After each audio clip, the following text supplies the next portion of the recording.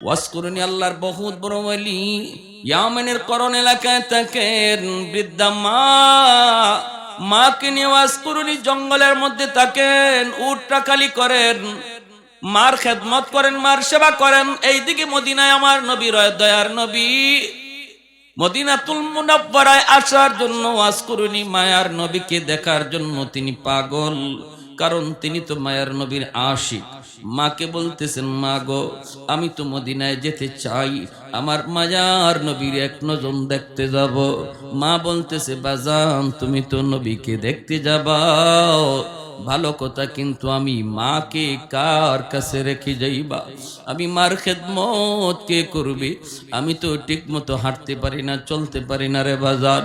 ওয়াসকুরুনি কয়, মা তোমার কষ্ট হলে আমি মদিনায় যাব না, আমার নবীকে দেখতে তিনি যাইতে পারেন না, কারণ মায়ের খেদমতের কষ্ট হবে, অসুবিধা হবে। এই দিকে আল্লাহ পাক আমার নবীর কাছে জিব্রাইলকে পাঠাইয়া আল্লাহ পাক জানাই দিছে, বন্ধু তোমার একজন মস্ত বড় আশেক সেই ইয়ামেনের করণ এলাকার জঙ্গলে থাকি, নাম হলো ওয়াইজ। জানোনি সে তোমার কত বড় আশিক? সে মস্ত বড় আশিক, কিন্তু মার খেদমতের কারণে তোমাকে দেখতে পারে না। এ বন্ধু, মার খেদমতের নির্দেশ তো আমি আল্লাহ দিয়েছি, আমার নির্দেশ মানতে যায় তোমাকে দেখতে পারে না। এজন্য আমি আল্লাহ তার মার দোয়ার বদৌলতে তারে জগতের শ্রেষ্ঠ ওলিদের খাতায় নাম লিখে দিছি। তার মা হাত উঠে কইছে, মালিক আমার ওয়াইজের জন্য আমি কিছুই দিতে পারি না, কিন্তু এই দুইটা হাত তোমার দরবারে উঠায় দিলা। আল্লাহ আমার ওয়াইজকে তুমি শুধু ওলি বানাইলে আমি খুশি না গো মালিক, জগতের ওলিদের সর্দার তুমি বানায় দিও। আল্লাহ পাক রব্বুল আলামিন কয়, বন্ধু আমি তারে জগতের ওলিদের শ্রেষ্ঠ ওলি বানায় দিছি, সে তোমার মস্ত বড় আশেক। শুধু সে আশেক নয়, আমি তারে মুস্তাজাবুদ দাওয়া বানায় দিছি।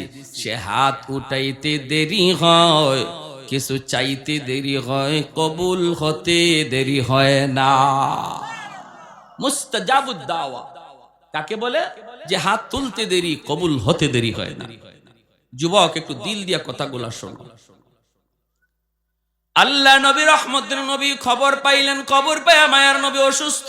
নবী বুঝতেছেন নবী দুনিয়ায় আর বেশি দিন থাকবেন না। ওই অবস্থায় নবী বলেন, উমর কোথায়? আলী দিকে আসো, শুনো আমি একটা সংবাদ দিয়া যাই, একটা খবর দিয়ে যাই।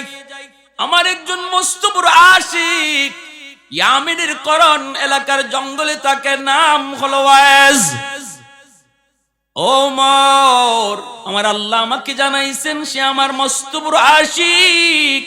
শুধু আশিক না, আল্লাহ তারে ওলি বানাইয়া মুস্তাজাবুদ দাওয়া বানায় দিছে। এ ওমর আমার ইন্তেকালের পর আমার পরনের জুব্বাটা আমি তাকে হাদিয়া দিলাম, হাদিয়া। আমার ইন্তেকালের পর এই জুব্বাটা নিয়ে তুমি তার সন্ধানে বের হবা, ইয়ামেনের করণ এলাকার জঙ্গলে যায় তুমি তারে তালাশ করবা। তালাশ কইরা আমার পরনের এই জুব্বাটা তুমি তারে দিয়ে দিবা। জানোনি এত বড় মাকাম, এত বড় মর্যাদা সে কেমনে লাভ করেছে? শুধু মাত্র মার দোয়ার বদৌলতে। হযরত ওমর কয়, নবী গো চিনবো কেমন করে? আল্লাহ নবী কয়, তার চেহারাটা এমন, তার বডিটা এমন, তার চুলটা এমন, তার হাতটা এমন, তার পাটা এমন, হাতে ডান হাতের তালুতে একটা সাদা দাগ দেখতে পাইবা। হযরত ওমর কয়, ইয়া রাসূলুল্লাহ আপনি নিজে বলতেছেন সে কোনদিন আপনাকে দেখে নাই, আপনিও তারে দেখেন নাই গো নবী, কেমন করে তার চেহারার পরিচয় দিচ্ছেন, বডির পরিচয় দিতেছেন? আল্লাহর নবী রহমতের নবী কয়, উমর রে আমার আশিক স্বপ্ন যুগে আল্লাহ আমাকে বহুবার দেখায়া দিছে। মান রাআনি ফিল মানাম ফাকাদ রাআনি ফাইন্না শাইতানা লা ইয়াতামাসসালু বি। আল্লাহর নবী রহমতের নবী বলেন, কেউ যদি স্বপ্নে আমি নবীকে দেখে যেন সে বাস্তবেই আমাকে দেখলো, আর যে স্বপ্নে নবীকে দেখলো তার জন্য জাহান্নাম হারাম হয়ে যায়। আল্লাহর নবীর স্বপ্নে যে দেখবে, তার জন্য জান্নাত ওয়াজিব হয়ে যাবে, জাহান্নাম হারাম হয়ে যাবে।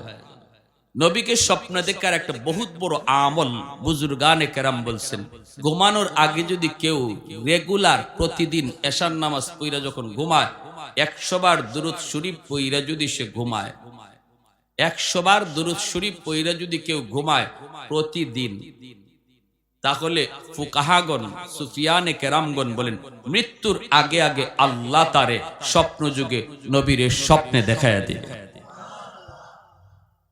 পারবো না এই আমলটা করতাম ইনশাআল্লাহ। ছোট্ট দুরূদ শরীফ, ছোট্ট লম্বা দুরূদ শরীফ পড়া লাগবে না। সাল্লাল্লাহু আলাইহি ওয়াসাল্লাম, সাল্লাল্লাহু আলাইহি ওয়াসাল্লাম, কোন সবাই সাল্লাল্লাহু আলাইহি ওয়াসাল্লাম, এই দুরূদ শরীফ হয়ে গেল।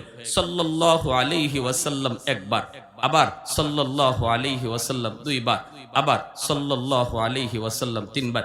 এভাবে আপনি একটা কিলিয়ে তাসবির দানা লইয়া 100 বার প্রতি রাত ঘুমাইবার আগে পয়রা পয়রা ঘুমাইয়েন। আল্লাহ আপনাকে ঘুমন্ত অবস্থায় স্বপ্নে নবীর সাথে দিদার নসিব করে দিবেন। হযরত ওমর ফারুক রাদিয়াল্লাহু তাআলা আনহু কয়, ইয়া রাসূলুল্লাহ, কেমনে দেখলেন? নবী বলেন, স্বপ্ন যুগে আল্লাহ আমাকে দেখায় দিছে আল্লাহর নবীর পরনের জুব্বা। হযরত ওমর নবীর ইন্তেকালের পর এই জুব্বা নিয়ে তিনি রওনা দিয়ে দিলেন। সঙ্গে আছেন আলী। ইয়ামেন ঢুকলেন, করণ এলাকায় আসলেন। মানুষকে জিজ্ঞেস করেন, তোমরা ওয়াইজ নামে কাউরে চিনোনি? কেউ কয় না, চিনি না। একজন রাখাল কয়, হ, একজন ওয়াইজ নামে একটা লোক আছে, আমরা যারে পাগল বলে ডাকি। জঙ্গলের ভিতরে তাকে, সাধারণভাবে আমাদের মতো চলাফেরা করে না, জঙ্গলের ভিতরেই তাকে একটা উট রাখালি করে। আর তার মা আছে বৃদ্ধা মা, মাকে নিয়ে ওখানে একটা ঝুপড়ির মধ্যে থাকে। মাঝে মাঝে তারে জঙ্গলের ভিতরে সেজদারত অবস্থায় কানতে শোনা যায়। সেজদারত অবস্থায় তারে কানতে শোনা যায়। যখনই সে সেজদায় কান্দে গো, তখনই আমাদের পশু, আমাদের উটগুলিও কান্না শুরু করে, খানা তারা বন্ধ করে দেয়। তার কান্নার সাথে সাথে পশু পাখিগুলি স্তব্ধ হয়ে যায়। হযরত ওমর ফারুক রাদিয়াল্লাহু তাআলা আনহু বলেন, আলী চলো, তাহলে ওই দিকে আমরা যাই, হয়তো আমরা তার সন্ধান পেয়ে গেছি রে আলী। হযরত ওমর তিনি চলে আসলেন জঙ্গলের ভিতরে, খুঁজতে খুঁজতে পেয়ে গেলেন, পাইলেন। হযরত ওমর তার চেহারার দিকে তাকান, বডির দিকে তাকান, চুলগুলির দিকে তাকান। তাকে হযরত ওমর তিনি দেখতেছেন আল্লাহর নবীর বলে দেওয়া বিবরণ 100 তার সাথে মিলতেছে। তখনই হযরত ওমর বলে, আপনার নাম ওয়াইস, আল্লাহর নবী আপনার কাছে আমাদেরকে পাঠাইছেন। এই কথা বলতে ওয়াজকুরনি কর, নবী যে ওয়াজের কাছে আপনাদেরকে পাঠাইছেন আমি সেই ওয়াজ না। আল্লাহু আকবার জোরে কর। আমি এত বড় হতে পারি না, এত বড় হতে পারি নাই যে আমার খুঁজে নবী লোক পাঠায় দিবে। সুবহানাল্লাহ। খাঁটি আল্লাহওয়ালারা তাদের উইলায়াতকে গোপন রাখতে চায়, ঠিক কি না? খাঁটি আল্লাহর ওলি যারা এরা সবসময় গোপন থাকাকে পছন্দ করে, প্রকাশ হতে চায় না। আর বেজাল যেখানে আছে এখানে খালি ফটর ফটর, বেজাল যেখানে আছে এখানে খালি অ্যাডভার্টাইজ, এখানে খালি সাইনবোর্ড, এখানে খালি ব্যানার। আছে না নাই? আশিকে রসুল, মাহবুবে খুদা, গাউসে হামদানি, কুতুবে রব্বানি, সারা শরীরে সুলকানি, নাম আর খুঁজে পাওয়া যায় না। কিরে নাম কই? কই নাম দিয়ে কি হইব? টাইটেল ফল, টাইটেল দেখো না, নাম দিয়ে কি হইব? কিন্তু খাঁটি আল্লাহর ওয়ালি যারা এরা নামের আগে পিছে তো টাইটেল লাগায় না, ঠিক কি না? জোরে কোন? উজানি পীর সাহেব রাহিমাহুল্লাহ, কারি ইব্রাহিম সাহেব, আল্লাহর ওলির নামের আগে এমন কোন টাইটেল ছিল না, ঠিক কি না? কোন টাইটেল ছিল না। চরমুনের পীর আল্লাহর ওলি দুনিয়াতে নাই, নামের আগে টাইটেল ছিল না, এখনো আছে, নামের আগে তাদের কোনো টাইটেল নাই। বোঝা গেল খাঁটি জিনিসের টাইটেল লাগে না, বেজাল জিনিসের টাইটেল লাগে, ঠিক কি না? ভাইরা বন্ধুরা, জন্য বলতেছিলাম মনোযোগ দিয়ে শুনো। যেই মাত্র দেখা যায় হযরত ওমর নিজের পরিচয় দিয়া বলতেছেন, আমি হলাম আল্লাহর নবীর সাহাবী ওমর, ইনি হলেন নবীর সাহাবী আলী। আমার নবী, দয়ার নবী, তিনি দুনিয়াতে নাই, নবী ইন্তেকাল করেছেন। আল্লাহর নবীর ইন্তেকালের খবর পেয়ে ওয়াজ করুনি কাঁদতে শুরু করলেন। এরপরে বলতেছেন, মায়ার নবী তার পরনের জুব্বাটা আপনাকে হাদিয়া দিয়া দিছেন। ও আল্লাহর ওয়ালি, নিজের আর গোপন রাখেন না। কি এমন নেকামল করেছেন গো?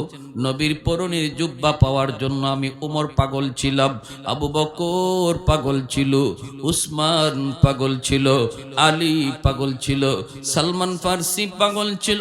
ডাইনে বামে সারা জীবন নবীর সাথে তাইকা জীবন কাটায় দিলাম, কিন্তু নবীজির ইন্তেকালের আগে পরনের জুব্বা আমরা কেউ পাইলাম না। পাইলেন আপনি, যিনি নবীকে কোনোদিন দেখলেনও না। এমন কি আমল করেছেন একটু বলুন। আমার নবী যা বলেছেন, আপনার মায়ের দোয়া, কোথায় আপনার মা? এই আল্লাহর বান্দির চেহারা মোবারক একটু দেখা। আর একটু জোরে কন্যা সুবহানাল্লাহ। আপনার ডান হাতটা একটু দেখতে চাই। এই ডান হাতটা হাতের মধ্যে নিয়ে দেখেন, তালুর মধ্যে সাদা একটা দাগ দেখা যায়। এমনি হযরত ওমর কোন আর আপনি গোপন করবেন না। নবী এই বিবরণ দিয়েছেন, 100 মিলে গেছে। আর মায়ার নবী বলেছেন, এই জুব্বাটা আপনি পরবেন, পইরা আল্লাহর কাছে একটু সুপারিশ করবেন তার উম্মতের জন্য, গুনাহগার উম্মতের জন্য একটু সুপারিশ করতেন। কারণ নবী আমাদেরকে জানাইছেন, আপনি নাকি মুস্তাজাবুদ দাওয়া, আপনি হাত তুলতে দেরি হয়, আমার আল্লাহ কবুল করতে দেরি হয় না। ওয়াসকুরুনি, নবীর পরনের জুব্বা হাতের মধ্যে লইয়া তিনি দৌড় দিয়া চলে গেলেন জঙ্গলের ভিতরের যুবক, চলে গেলেন জঙ্গলের ভিতরে। যাইয়াই তিনি সেজদায় পড়ে গেলেন। সেজদায় পড়ে বলতেছেন, মালিক, ও মালিক, তোমার আমার গোপন রহস্য কেন তুমি জানাইছো তোমার বন্ধুরে? সুবহানাল্লাহ। তোমার আমার গোপন রহস্য, তোমার আমার গোপন সম্পর্ক কেন তুমি তোমার বন্ধুরে জানাইছো?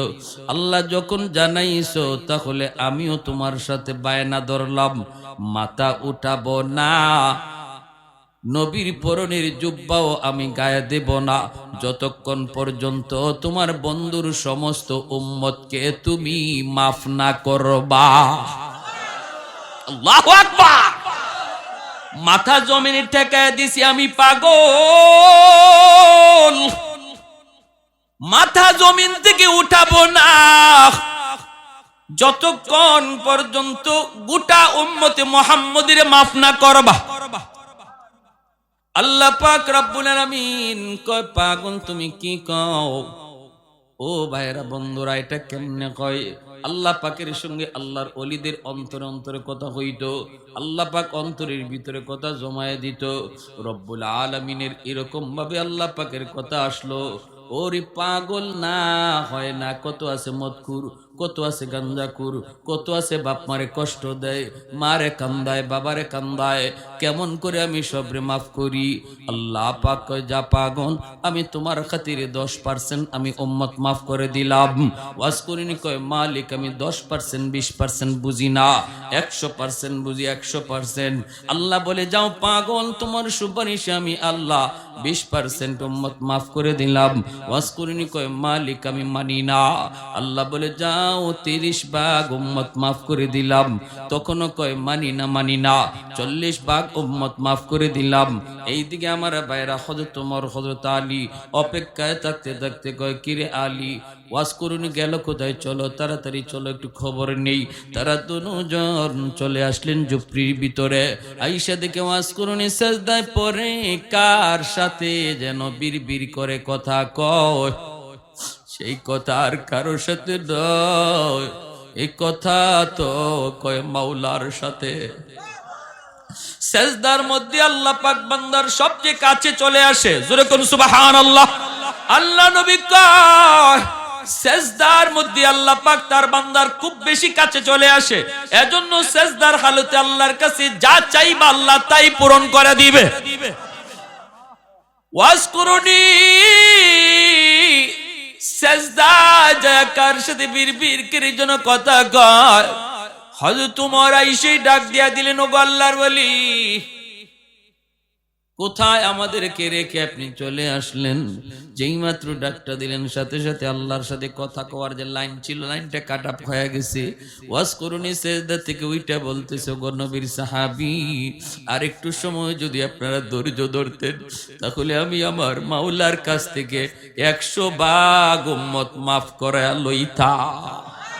मैं तालिब मौला हूँ मेरे इश्क निराला, मैं तालिब मौला हूँ मेरे इश्क निराला, है जुमला जहाँ जिनके तजल्ली से उजाला, है जुमला जहाँ जिनके तजल्ली से उजाला, मादर जो जहाँ गैर खुदा यार नदारम, जुज़ याद खुदा ही चे दिगर कार नदारम, जुज़ याद खुदा ही चे दिगर कार नदारम, মা মস্ত সুবু।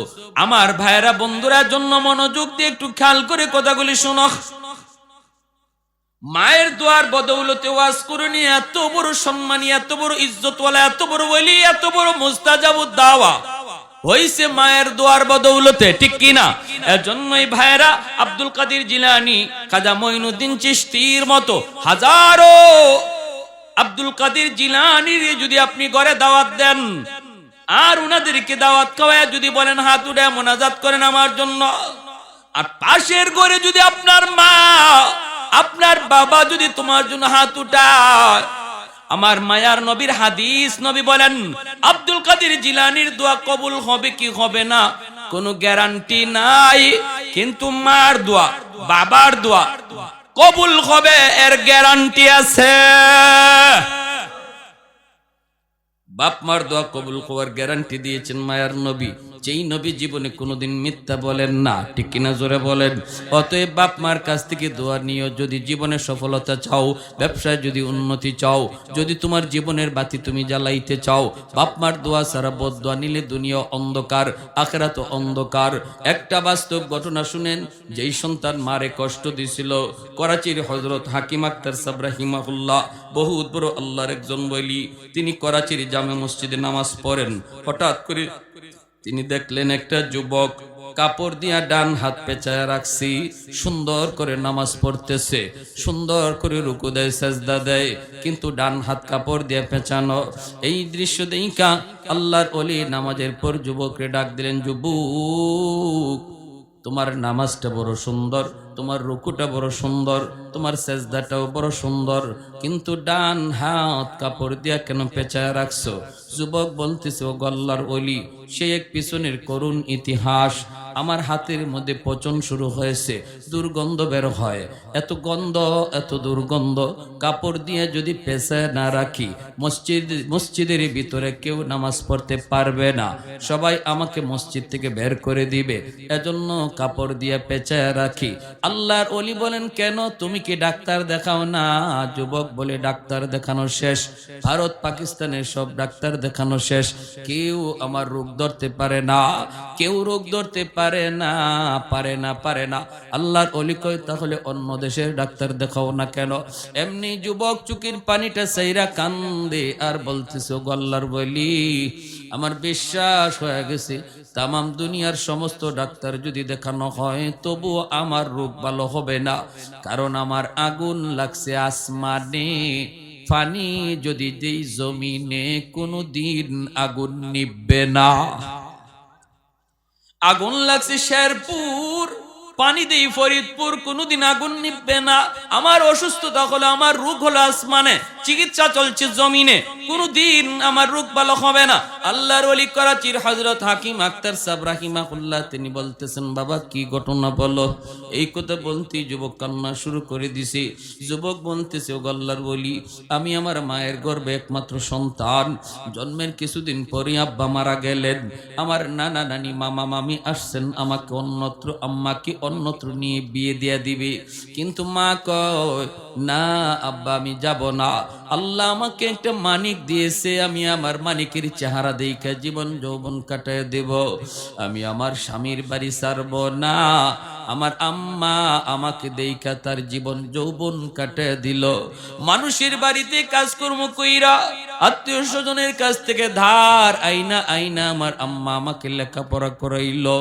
আমি লেখাপড়া করলাম, আমি কলেজে গেলাম, ভার্সিটিতে গেলাম, সুন্দরী একটা মেয়ের সাথে আমার পরিচয় হয়ে গেল। এই সুন্দরী মেয়ের সাথে পরিচয় হইয়া এক পর্যায়ে বিয়ে করে ফেললাম। বিয়ে করে আমি বৌনিয়া বাড়িতে চলে আসলাম। আমার মাকে আমি বিয়ের খবরটা পর্যন্ত দেই নাই। এরপরও আমার মা তিনি রাগ করেন না, তিনি মান্য নিছেন। আর এতটুকু শুধু বলছেন বাবা একটু কবর যদি দিতি তাহলে মা তো নিয়ে উঠায় নিয়ে আসতাম। ঠিক আছে বাবা ভালোই করেছো, এই বইলে দুঃখিনী মা তিনি মাইনা নিছেন। কিন্তু আমার সুন্দরী শিক্ষিতা বউ আমার মাকে মা হিসাবে মেনে নিতে পারলো না। এমন আমাদের সংসার এমন আসেনি না নাই রে ভাই, আসেনি না নাই? আজকের দিনের বউয়েরা যদি শাশুড়িকে নিজের মা মনে করত তাহলে সংসারে এত অশান্তি আসতো না।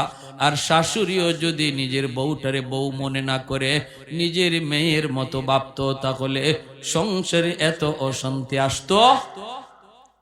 ভাইরা বন্ধুরা, এরপর দেখা গেল কি, ওই যুবক বলতেছে আমি অফিস থেকে বাড়িতে যখন ঢুকি রাতের অন্ধকার, আমার কানে কানে আমার মায়ের বিরুদ্ধে আমার বউ আমার কানে কানে আমার মায়ের বিরুদ্ধে নালিশ দেয়, কান ফোড়া দেয়। আমার কান শুধু বাড়ি করে বাড়ি করে বাড়ি করে বাড়ি করে বাড়ি করে। আমি তো দুর্বল, মহব্বত করে ভালোবেসে বিয়ে করেছি, এজন্য আমি আমার বউয়ের প্রতি দুর্বল হইয়া মার রুমে ঢুইকা মারে বকাবকি করলাম। প্রথম রাতে বকাবকি করলাম। মা কইতেছে বাজান আমি কিছু বলি নাই, যা কইছে তোর বউয়ে কইছে। কিন্তু এরপরও মায়ের কথা বিশ্বাস করলাম না, বউয়ের কথা বিশ্বাস করলাম। ও আমার ভাইরা রে যুবক, যদি নিজের জীবনের সাথে মিলে যায় আল্লাহর দোহাই কথাটা দিল দিয়া গ্রহণ করো। কাউকে উদ্দেশ্য নিয়ে কিছু বলতে আসি নাই, এসে যে কথাগুলি বলে যায় জানি না কার জীবনে পড়ে যায়। তওবা করে এখান থেকে উঠবা, চোখের পানি ঝরায় উঠবা, নতুবা জিন্দগি আল্লাহ দুনিয়া তো বরবাদ করে দিবে, আখিরাত কোনো কুল কিনারা খুঁজে পাবা না। সাগরে হাবুডুবু খাওয়া একজন মানুষ যেমন ভাবে কোনো কিছু কুল কিনারা পায় না, যেই সন্তানের উপরে মার কষ্ট বাবার কষ্ট, সেও তার জিন্দগির আর গোটা জীবনটার ভিতরে সাগরে পড়া হাবুডুবু মানুষটার মতোই শুধু ঘুরবে, কুল কিনারা খুঁজে পাবে না রে যুবক, কুল কিনারা খুঁজে পাবে না। ভাইরা বন্ধুরা, ওই যুবক বলতেছে গল্লার বলি প্রথম রাত গেল আমি বকাবকি করলাম, দ্বিতীয় রাতে আইসেই আমি মার গায়ে হাত উঠে ফেললাম। যেই মাত্র মার গায়ে হাত উঠাইছি দুঃখিনী মা হাউ মাউ করে কান্না শুরু করেছে। আর বলতেছে বাজার আজকে বুঝি মার গায়ে তুই হাত উঠাই দিলি রে, এই হাতটা মা চুমায় চুমায় বড় করছি, তোর হাতের মধ্যে মায়ের কি পরিমাণ চুমা লেগে আছে তুই জানো না। আজকে হাত দিয়ে বুঝি মারে তুই মারলি, ঠিক আছে যা, আল্লাহ যেন তোর এই হাত আল্লাহ যেন ফসাইয়া দে, তুই যেন আমার জানাজার নামাজ পড়তে না পারো। ওই যুবক বলতেছে আল্লাহর বলি আমি তখনই টের পাইছি আমার পায়ের নিচের জমিনটা কাইপে উঠছি, আমার তখনই বুঝ হয়ে গেছে মার দুনুটা বদ্ধ আল্লাহর আরশে পৌঁছে গেছে। আমার মায়ার নবী কয় বাপ মার দোয়া বদদোয়া আল্লাহর আরশে পৌঁছতে মাঝখানে বাধা থাকে না, বদ্ধ আল্লাহর আরশে পৌঁছে যায়। ওই যুবক বলতেছে আল্লাহর ওলি কিছুদিন পর অফিস থেকে খবর পাইলাম আম্মা মারা গেছে, আমি জানাজা পড়ার জন্য বাড়ির দিকে রওনা দিলাম, কিন্তু রাস্তাঘাটে এত সমস্যা হলো, অন্য কোনোদিন এত সমস্যা হয় না। বাড়িতে পৌঁছতে পৌঁছতে অনেক দেরি হয়ে গেল। আমি বাড়িতে ঢুকেই দেখি, গ্রামে ঢুকা মাত্রই দেখি মানুষজন একটা লাশ নিয়ে কবরস্থানের দিকে যাইতেছি। আমার বুঝ হয়ে গেছে জানাজা শেষ হয়ে গেছে মায়ের। মানুষজন অনেক অপেক্ষা করেছে, আর কত করবি। আমি ভিতরে যাওয়া মাত্রই লোকজন কয়, বাবা অনেক অপেক্ষা করেছি রে বাজার, আর কত করব, আর কত করব। এই বইলা মানুষজন কবরে নিয়ে গেছে, আমিও কান্দি। মানুষকে বলি, বাবা তোমাদের কোনো দোষ না, দোষ না রে, দোষ না, এটা আমার কপালের লিখন। আমি তখনই বুঝে গেছি মার দুইটা বদদোয়া, একটা বদদোয়া কবুল হয়ে গেছে। তুই যেন আমার জানাজার নামাজ পড়তে না পারো। আমি তোমার জানাজা পড়তে পারি নাই, কত চেষ্টা করলাম, জানাজা তো পারি নাই। এইবার দ্বিতীয় বদদোয়াটা ছিল, তোর এই হাত যেন পৌঁছা যায়। আমি অপেক্ষায় আমি নিশ্চিত হয়ে গেছি মার দ্বিতীয় বদদোয়াটাও কবুল হয়ে যাবে। ও আল্লাহর ওলি, কিছুদিন পরে আমি দেখতে পেলাম আমার ওই হাতের মধ্যে একটা ফোঁড়া দেখা দিছে, ফোঁড়া। এই ফোঁড়া থেকে পচন শুরু হয়েছে। অ্যান্টিবায়োটিক খাই, অ্যান্টিবায়োটিক আনলাম, খাইলাম, কোনো লাভ হয় না। ডাক্তাররা নিজেরা বলতেছে, আমরা তো কিছুই বুঝি না, কেন তোমার রোগ ভালো হয় না, কেন তোমার রোগ ভালো হয় না, আমরা তো বুঝি না। আমি ডাক্তারকে বললাম, ডাক্তার তোমরা আমাদের রোগ না ধরতে পারলেও আমি আমার রোগ ধরে ফেলেছি। আমার রোগ হলো আসমানে, চিকিৎসা চলছে জমিনে। সেই দিন থেকে পচন উপরে উঠে, খালি উপরে উঠে, উপরে উঠে। এইবার আমার ওই সুন্দরী বউ, যার মহব্বতে বইরা আমি মার গায়ে হাত উঠাইছি, আমার ওই সুন্দরী বউটাও আমারে ফালাইয়া বাপের বাড়ি চলে গেছে। মানুষজন আমাকে বাড়ি থেকে বের করে দিয়েছে, আত্মীয় স্বজন আমাকে বের করে দিয়েছে। এখন আমি রাস্তায় রাস্তায় ঘুরি, মসজিদে মসজিদে যায় কান্না করি। ও আল্লাহর ওয়ালি, ও আল্লাহর ওয়ালি, এবার বলুন আমার কোনো মা পাওয়ার উপায় আসেনি, উপায় আসেনি। এ যুবক মনে রাখো, যদি বাপ মার কলিজায় তুমি ব্যথা দেও, তাহলে একমাত্র আল্লাহর কাছ থেকে মাপ পাওয়ার উপায় হলো মারে বাবারে আবার খুশি করা। এছাড়া বিকল্প কোনো লাইনে আল্লাহরে খুশি করা যায় না। কারণ হলো জান্নাতুল বাকি, মদিনার কবর, ঠিক না? মদিনার শরীফের কবরের নাম কি? জান্নাতুল বাকির পাশ দিয়ে আমার রহমতের নবী যান। সাহাবায়ে কেরাম নবীর সাথে হঠাৎ করে আল্লাহর নবী অন্তর চুকে দেখতে পেলেন একটা যুবক কবরের ভিতরে আযাব ভোগ করতেছে, আগুনে পড়তেছে, সাপের কামড় খাইতেছে। মা মা কয়া চিৎকার করে কাঁদতেছে। আল্লাহ নবীকে আল্লাহ পাক দেখায় দিছে, সাহাবীরা দেখে না। কবরের আযাব আছে, আল্লাহ মানুষকে দেখায় না। কেন দেখায় না? যদি মানুষকে আল্লাহ কবরের আযাব দেখাইতো, তাহলে কবরের পাশ দিয়া কেউ সাহস করে যাইতো না। রাতের বেলা দূরের কথা, দিনের বেলাও কেউ কবরের পাশ দিয়া যাওয়ার সাহস করতো না। কবরস্থান দেখা যায়, এতটুকু দূরেও কেউ বাড়ি বানাইতো না যদি কবরের আযাব আল্লাহ মানুষকে দেখাইতো। দুনিয়ার নিজাম উল্টা পাল্টা হয়ে যাইতো। এজন্য মানুষকে আল্লাহ পাক কবরের আযাব দেখায় না। কিন্তু গরু ছাগল কবরের আযাব টের পায়। মাঝে মাঝে দেখবেন কবরস্থান থেকে গরু ছাগল দৌড় দেয়। আল্লাহ নবী রহমতের নবী কয়, সাহাবীরা আমি দেখতেছি যুবকের আযাব, চলো আমি নবী তোমাদেরকে নিয়ে একটু মুনাজাত করি। আল্লাহ নবী মুনাজাত করলেন, মালিক তোমার কাছে হাত বাড়াই দিছি গো আল্লাহ, দয়া করে তুমি যুবকের আযাব বন্ধ করো। আল্লাহ পাক রব্বুল আলামিন আযাব বন্ধ করে না। মায়ার নবী আবার হাত উঠাইছেন, সাহাবীরা আমিন আমিন বলেন। এবারও আযাব বন্ধ হয় না। নবী আবার হাত উঠাইছেন, তিনবার হাত উঠাইছেন, তখনও আযাব বন্ধ হয় না। এইবার নবী জানতে চাইলেন, মালিক আমি হাত উঠাইতে দেরি, কবুল হতে দেরি হয় না, আজকে কি হলো? আমার কি হাতের দাম তোমার কাছে কমে গেল নাকি? আল্লাহ তুমি একটু বলো। এই কথা বলতে আল্লাহ কয়, না বন্ধু, তোমার হাতের দাম কমে নাই বন্ধু। এই যুবকের মা এখনো দুনিয়ায় জীবিত, মার মনে ভীষণ কষ্ট। মা যতক্ষণ পর্যন্ত তারে মাফ না দিবে, আমি আল্লাহ তুমি বন্ধুর দোয়াও কবুল করব না। আল্লাহ নবী সাহাবীদেরকে বলেন, দৌড়ায় তার মারে সালাম দাও। সাহাবীরা দৌড়ায় যায় তার মাকে সালাম দিলেন। মহিলা আসলো, আল্লাহ নবী কইতেছেন, মা গো কবরটা চিনুনি? মহিলা কয় নবী গো চিনি, এটা আমার সন্তানের কবর। আল্লাহ নবী কয় মা, এই সন্তান বুঝি তোমার ভীষণ কষ্ট দিয়েছে, যার কারণে কবরের মধ্যে আযাব ভোগ করতেছে গো মা। চিৎকার করে করে আম্মা আম্মা করে ডাকতেছি। ও গো মা, সন্তানের পক্ষ থেকে আমি তোমার কাছে মাপ চাইতেছি, তারে মাফ করে দাও। এই সন্তান তো তোমারই, কত রাত সন্তানের মাথার পাশে দাঁড়ায় দাঁড়ায় রাত কাটাইছো, কত চোখের পানি জড়ায় জড়ায় আল্লাহর কাছে কাঁদছো সন্তানের সুস্থতার জন্য। এই সন্তানকে তুমি একটু মাফ করে দাও না, কবরের মধ্যে আযাব ভোগ করতেছি। আমি রহমতের নবী, কেমনে যাই, কেমনে চলে যাই তারে আযাবে রাইখা? আমি তো রহমতের নবী। হাত বাড়াইছি একবার না তিনবার, আল্লাহ আমার হাত ফিরায় দিছে। তুমি তার মাফ না করলে আল্লাহ আমার সুপারিশটাও কবুল করে না।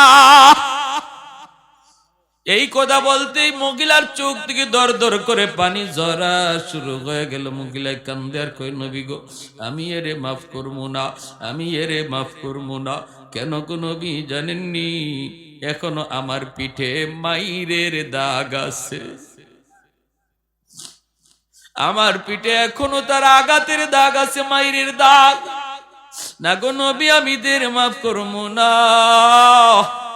আল্লাহ নবী পড়ে গেলেন বেকায়দায়। নবী কে আল্লাহ, মার দিলটা শক্ত হয়ে গেছে, মায় মাফ করবে না। ও মালিক, আমি জানি বাপ মার দিল যত শক্ত হোক বেশিক্ষণ থাকে না। যদি সন্তানের বিপদ বাপ মা নিজের চোখে দেখে তাহলে কিন্তু দিল নরম হয়ে যায়। ও আল্লাহ, কবরের আযাবটা তুমি আমারে যেভাবে দেখাইছো এইভাবে তার মারেও দেখায়া দাও। সাথে সাথে আল্লাহ কয় বন্ধু, তোমার এই সুপারিশটা আমি আল্লাহ কবুল করলাম। এমনি কবরের আযাবের দৃশ্যটা আল্লাহ পাক তার মারেও দেখায় দিছে। মা যেই মাত্র দেখছে কবরের ভিতরে সন্তানের আযাব, সাপের কামড়, আগুনে পুরের দৃশ্য, সাথে সাথে মার দিল নরম হয়ে গেছে। মা চিৎকার দিয়া কয় ও গো নবীজি, আমার কলিজায় যত ব্যথা ছিল আমি সব ভুলে গেছি। মায় মাফ করতে দেরি হয়েছে, আযাব বন্ধ হতে দেরি হয় না। তাহলে আপনারা বলুন, বাপ মারে কেউ যদি কষ্ট দেয়, এই কষ্ট দেওয়ার কারণে আল্লাহ নারাজ হয়ে রয়েছে। অতএব আল্লাহকে যদি রাজি করাইতে হয়, বাপ মারে খুশি না কইরা দুনিয়ার মানুষে খুশি করলো আল্লাহ রাজি হবে। আল্লাহর নবী কয় শেষমেশ একখান হাদিস শুনেন, মান আসবাহা মুতিআন লিল্লাহি ফি ওয়ালিদাইহি।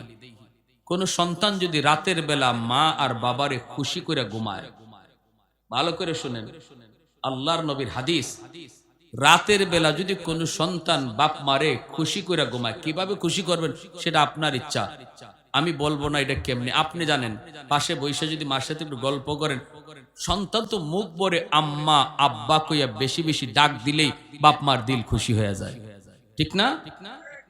বাপ মারে খুশি করা পৃথিবীতে সবচেয়ে সহজ। শ্বশুর বাড়ির মানুষকে খুশি করতেও বোয়াল মাছ নিতে হয়, কিন্তু মারে আর বাবারে খুশি করতে আম্মা আব্বা, মুখটা বইরা আম্মা আব্বা ডাক দিয়া দেখো মার দিল খুশি হয়ে গেছে। আর আল্লাহ বলে, বান্দা যখনই তুই তোর মার দিল খুশি করবে, বাবার দিল খুশি করবে, আমি আরশের মালিক তোর উপরে খুশি হয়ে যাই। এটা আমার আরশ পর্যন্ত পৌঁছে যায়, আমি খুশি হয়ে যাই। রাতের বেলা যদি ঘুমানোর আগে তুমি এরকম খুশি করে ঘুমাইতে পারো, অথবা বাজার থেকে এখানে কমলা আনি, আম্মা আজকে কমলাটা তোমার জন্য আনছি, আব্বা আজকে খুব মিষ্টি কমলা পাইছি, আম্মা আব্বা তোমার জন্য আনছি, এই কথাটা কইয়া দেখো না বাবা কেমনে খুশি হয়, আমার সন্তান বাজারে গিয়ে আমার কথা ভুলছে না। রাতের বেলা যদি তুমি খুশি করে ঘুমাও, নবী বলেন সকাল হওয়া মাত্রই জান্নাতের দুইটা দরজা আল্লাহ তোমার জন্য খুলে দেয়। ওমান আসবাহা আসিয়ান লিল্লাহি ফি ওয়ালিদাইহি আসবাহা লাহু বাবান মাফতুহান মিনান নার। আর যদি রাতের বেলা কোনো সন্তান বাপ মারে আঘাত দিয়া ঘুমায়, আঘাত দিয়া, ভালো করে জানে দিনের বেলা সে এমন ভাবে কথা কইছে যে কথার কারণে বাবার কলিজায় ব্যথা পাইছে, মায়ের কলিজায় ব্যথা পাইছে, মা ঘুমাইতে পারে না, সন্তানের এই কথা শুনে মার ঘুমে ধরে না, বাবার ঘুম আসে না, বুড়া বুড়ি, বৃদ্ধা বৃদ্ধ, বাবা আর মা, তারা ঘুমাইতে গেলে একজন আরেকজনের সান্ত্বনা দেয়, কান্দো না, এখন তো তাদেরই সময়, আমাদের সময় শেষ, আর কয়দিন বা দুনিয়া বাঁচবো। এই বইলা স্বামী স্ত্রীরে চোখের পানি মুইসা দেয়, আর স্ত্রী স্বামীর চোখের পানি মুইসা দেয়। এইভাবে তুমি বাবারে মারে কান্দাইয়া যে ঘুমাইতে গেছো রে যুবক, আমার মায়ার নবী দয়ার নবী কয়, তোর বাপ মা ঘুমায় না আর তুই বুঝি ঘুমাইতেছ, সকাল হওয়া মাত্রই জাহান্নামের দুইটা দরজা আল্লাহ খুলে দেয়। নাউজুবিল্লাহ। এই রাত যদি মরণ হয় নিশ্চিত জাহান্নামী। এই রাত যদি এই যুবকের মরণ হয় নিশ্চিত জাহান্নামে। হে 112 যদি হজ করে আয়, সারা জীবনও যদি হজ করে, এই নিশ্চিত জাহান্নামে। এই রাত্রে, যেই রাত্রে মারে কষ্ট দিয়ে ঘুমাইতেছে, আর যদি এই রাত তার মরণ হয়, এমন কোন আমল নাই তারে জাহান্নাম থেকে ফিরাইতে পারে। এজন্য নবী বলেছেন, সালাসাতুন কদ হারামাল্লাহু আলাইহিমুল জান্নাহ, আদ-দাইয়ুস মুদমিনুল খামর ওয়াল আক ওয়াদ-দাইয়ুস আল্লাযী ইউকিরু ফি আহলিহিল কুবুর। তিন ব্যক্তির জন্য জাহান্নাম, জান্নাত হারাম। তিন ব্যক্তির জন্য জান্নাত হারাম, মদখুর, আরেক হলো বাপ মার অবাধ্য সন্তান, আরেক হলো দাইয়ুস। দাইয়ুস হলো ওই পুরুষকে বলে যেই পুরুষ ঘরের ভিতরে স্ত্রী অসামাজিক ও অনিসলামিক কাজ করতেছে, বেপরদায় চলতেছে, আল্লাহরে নারাজ করতেছে, সন্তানেও করতেছে, বউও করতেছে, তার অধীনস্থ মানুষগুলা আল্লাহর অবাধ্য পথে চলতেছে, বেপরদায় বাইরিতেছে, এরপরেও যে পুরুষে বাধা দেয় না, এই পুরুষ হইল পুরুষ দাইয়ুস। এই পুরুষ হইল পুরুষ দাইয়ুস। নবী বলে এই পুরুষ দাইয়ুসের জন্য জান্নাত হারাম। যে তার স্ত্রীরে বেপরদায় দেখকেও বাধা দেয় না, যে তার মেয়েটারে বেপরদায় দেখকেও বাধা দেয় না, যে তার বোনটারে বেপরদায় দেখকেও বাধা দেয় না, খারাপ কাজ চোখের সামনে হয়, এরপরে যেই পুরুষ বাধা দেয় না, তার অধীনস্থ লোক অন্যায় কাজ করতেছে, এরপরেও তাদেরকে শাসন করে না, আল্লাহ নবী কয় সে হলো পুরুষ দাইয়ুস, তার উপরে জান্নাত হারাম হয়ে যায়। নাউজুবিল্লাহ। অতএব আমার ভাইয়েরা, বন্ধুরা, এবার আসুন আমাদের বাপ মা যাদের দুনিয়ায় জীবিত, আমরা তাদেরকে আজ রাত খুশি করব। আর যাদের বাপ মা দুনিয়ায় নাই, আমরা কি করব? একটা আমল নবী বলে দিবেন, মান যারা ফি কবর, মান যারা কবর আবাইহি ফি কুল্লি জুমাতিন গুফিরা লাহু কুতিবা বাররান। রাওয়াহু আবু দাউদ শরীফের হাদিস। জুম্মার দিন যদি কেউ মা বাবার কবর জিয়ারত করে, জুম্মার দিন যদি বাপ মার কবর জিয়ারত করে, তাহলে আল্লাহ পাক রব্বুল আলামিন দুনিয়ার যদি সে বাপ মারে কোনো কারণে ইচ্ছা অনিচ্ছা কষ্ট দিয়া থাকে, আল্লাহ তারে মাফ কইরা বাধ্য সন্তানের তালিকাভুক্ত বানায় দেয়। এই যে কবরস্থানের উদ্যোগে আজকের মাহফিল, বলুন জুম্মার দিন আমরা জুম্মার নামাজ পইরা, অথবা জুম্মার দিন ফজর পইরা, অথবা না পারলে আসরের পরে জুম্মার দিন আমরা কবর জিয়ারত করতে কোন কোন আওলাদ রাজি আছেন? একটু হাত তুলে আল্লাহরে দেখা। আল্লাহ তুমি প্রতিটা হাতকে কবুল করো, জোরে বলি আমিন। وآخر دعوانا أن الحمد لله رب العالمين. اللهم صل على محمد وعلى آل محمد كما صليت على